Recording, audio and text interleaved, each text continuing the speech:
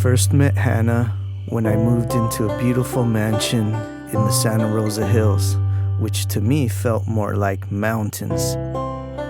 It was on a private road, appropriately called Sundown Trail.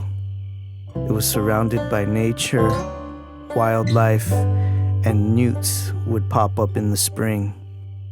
The home was designed in a 1980s Eastern European style, as the owner was from Georgia, the country, not the US state.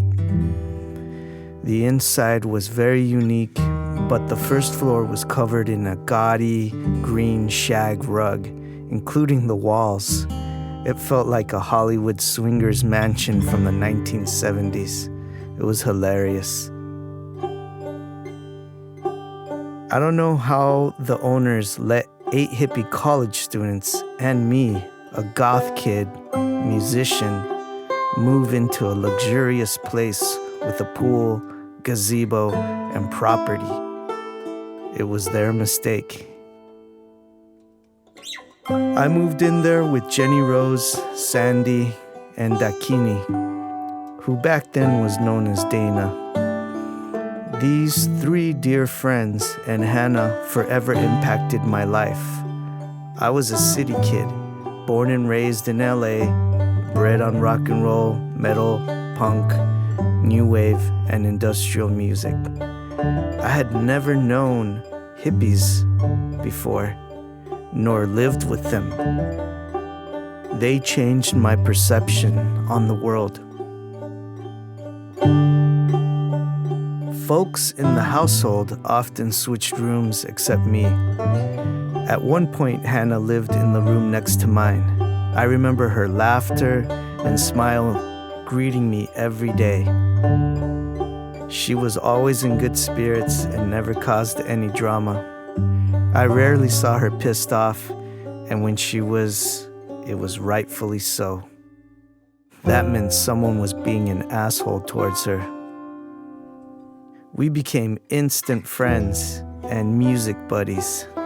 We would share whatever music we discovered. She was always going through my CD collection, borrowing stuff and returning it. We would sit in her room, my room, or the balcony on warm summer nights and listen to Tom Waits, Yo La Tengo, Dead Can Dance, Cocteau Twins, and the infamous Lisa Germano. She was blown away by the darkness of Germano. That's what I loved about Hannah. She was positive, but appreciated, understood, and respected the darkness and brutality of real life, which is unlike most hippies I met in Sonoma County. She could talk about the uncomfortable things that made us mad and the injustices of the world. She could handle my depressing or angry conversations. We would go to concerts whenever she could find a friend or roommate to take care of Jesse, and we would have a grand old time. I was so impressed and admired how Hannah handled being a young single mother while going to college. She kept her cool even when her child was being difficult. I know I couldn't do that, which is why I don't have kids.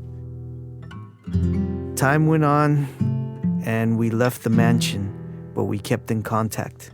I am honored to have known such a beautiful soul that believed in social justice, art, music, and love.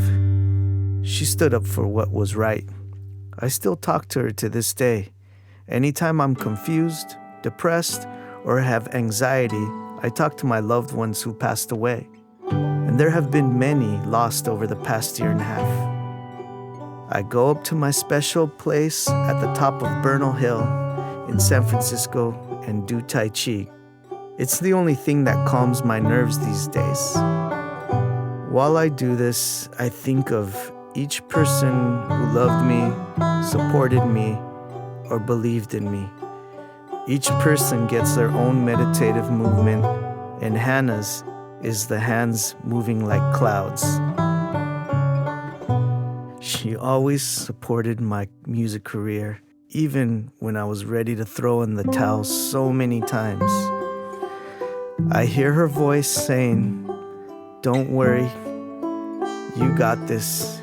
You're amazing. You're a genius. You can do it. Don't give up." I take a deep breath, pull it together, and try to smile. Thank you, Hannah, for listening to music with me for all these years. Love, David.